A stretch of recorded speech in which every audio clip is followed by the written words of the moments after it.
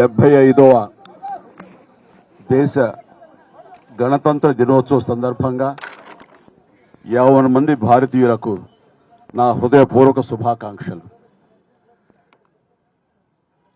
మనం ఈ రోజున ఇంత స్వేచ్ఛగా ఉండగలుగుతున్నాము అంటే దానికి కారణం ఎంతోమంది మహానుభావుల యొక్క త్యాగ ఫలితం.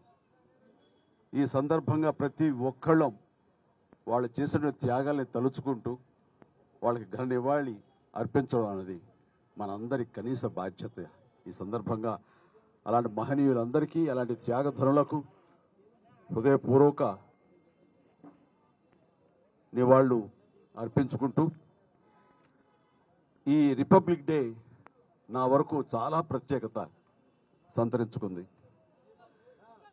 కారణం 45 సంవత్సరాల నా సుదీర్ఘ సినీ ప్రయాణంలో నేను ఈ కళామ తల్లికి సేవ చేసుకోవటం, అలాగే ఇతోధికంగా కళాకారులకు సామాజిక బాధ్యత కూడా ఉంది అని గుర్తెరిగి అది నా బాధ్యతగా భావించి ఎన్నో సంవత్సరాలుగా ఎలాంటి విపత్తు జరిగినా, ఎలాంటి అవసరార్థులకు ఆయా సమయంలో నేను అండగా నిలబడటం అన్నది నా బాధ్యతగా భావిస్తూ అలా నడుచుకుంటూ సామాజిక సేవ కూడా చేసుకుంటూ వచ్చాను.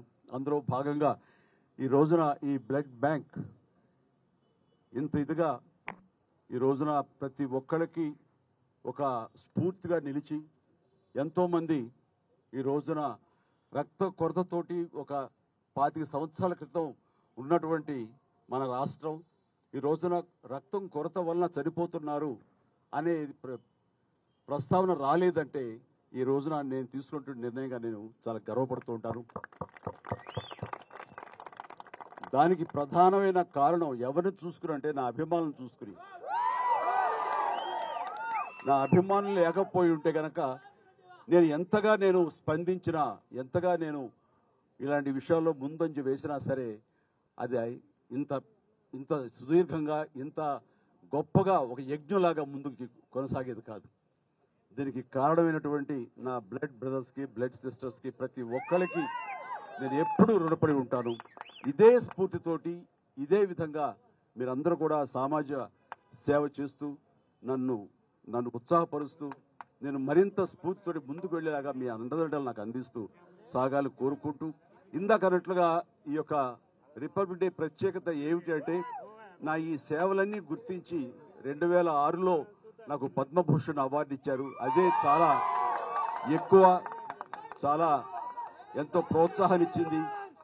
అలాగే ఎదురు చూడని, నేను ఊహించినటువంటిది ఈ సంవత్సరం ఈ 2024 రిపబ్లిక్ డే సందర్భంగా నేను నా సేవలను గుర్తించి, అది కళాసేవ అయితేనేమి, సామాజిక సేవ గుర్తించి పద్మ విభూషణ్ అవార్డు కేంద్ర ప్రభుత్వం ప్రకటించడం అనేది నా అంతరంతరాల నుంచి హృదయపూర్వకంగా నేను దీనికి కారణభూతులైనటువంటి ప్రతి ఒక్కరికి నా హృదయపూర్వక ధన్యవాదాలు తెలియజేసుకుంటున్నాను.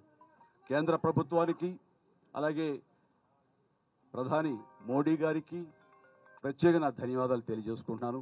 అలాగే ఈ రోజున పద్మ అవార్డు గ్రహీతలందరూ ఎవరైతే ఉన్నారో, ఈ పురస్కారాన్ని గ్రహించిన వాళ్ళు ఎవరైతే ఉన్నారో వాళ్ళందరికీ కూడా నేను మనస్ఫూర్తిగా నా శుభాకాంక్షలు తెలియజేస్తున్నాను. జై హింద్.